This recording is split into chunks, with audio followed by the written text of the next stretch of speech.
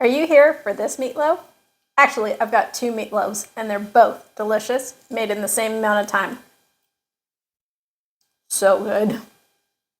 You know just what you do to me. Now I'm going to give you the nitty-gritty of this. All of these ingredients, they're going into this meatloaf. And more importantly, we are making two meatloaves. We have some people in the family who love that herbaceous Italian flavored type of meatloaf with a light glaze. And then we're making a spicy masala type of meatloaf, but the base is going to be the same. All of these ingredients are going to go into the grinder. Let the grinder do the hard work for me, and then we're going to add that to the meat. Let's start adding my ingredients right into the mixer, the grinder. You can use a food processor, starting with onions, celery. If it's too many ingredients for one go, then split it up into two. I've got carrots going in, some bell pepper, and that bouillon cube I talked about earlier, and about a handful of parsley. Don't fill it up past this point on one of these grinders. It just doesn't grind very well at that point. Scrape down the sides so any of the big particles up top can get ground down at the bottom. Grind those vegetables till you get to about this point. This is kind of what it should look like. Into the bowl it goes. Time to add my meat. Next, we're adding 2 eggs. Next, I'm adding bread. Just roughly break it apart. And it doesn't matter if it's stale, day old, fresh, doesn't really matter. For every pound of beef, I would add about a cup of bread. If you find that the mixture is really loose at the end, you can tighten it up by adding a little more bread.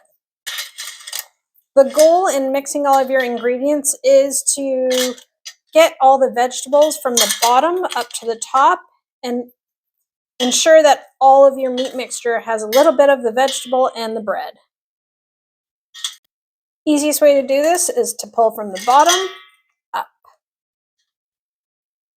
By patting it down, you know if it's holding together, and you can take a big scoop and see if you can form a ball. If you can, you've got the right amount of bread ratio to meat. Here's where you make your life easier. By separating half of the mixture into another bowl, we're going to spice them differently.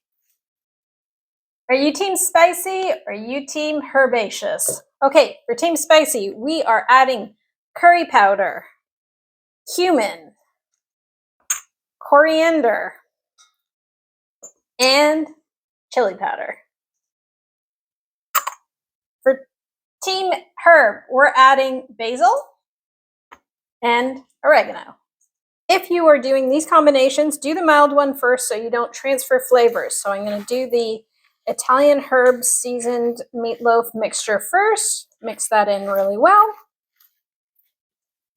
And I've got a good mixture going. Done. Doing the spicy mixture, and I'm going to mix it up really, really well. Not more than 20 seconds. Traditionally, meatloaf is made in a loaf pan, but I do it a little differently. I take a big ball, and it's sort of like a meatball, but it's not really. And lay them down. I'm sprinkling a little bit of salt right on top. Different, I didn't incorporate it into the meat, I put it right on top. I'm adding a light tangy glaze. The recipe for the glaze is on the YouTube channel. And I'll also add it in the links below. Just a light glaze right on top.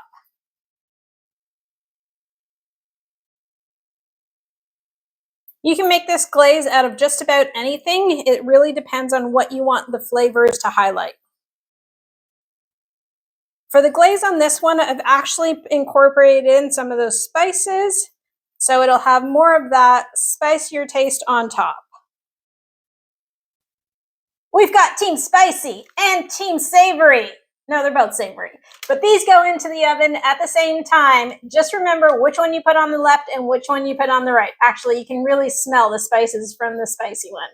These will go into the oven for 15 to 25 minutes. It really kind of depends on your oven at 365, but check them at the 15-minute mark. The meatloaf is done. Why do I look like I'm going to ice a cake? No, I'm not going to ice a cake, but we're going to take these meatloaves to the next level by piping on some mashed potatoes and sprinkling on some cheese. If you're looking for a great mashed potato recipe, it's on the channel, and I just pipe on a circle, and we're going to sprinkle on some cheese right on top of that. Who says meatloaf and mash has to be the same all the time? I'm sprinkling on some cheddar, but you can use any cheese that you like. For the savories, I'm doing a little bit of basil. These are going back in the oven for about 5 minutes so we get a nice hard crust on the top and the cheese melts down. These are hot out of the oven, and do they not look absolutely delicious? These are completely done and ready to be served along with the salad. They go perfectly. And best part of this is your family will never know just how many vegetables they're eating.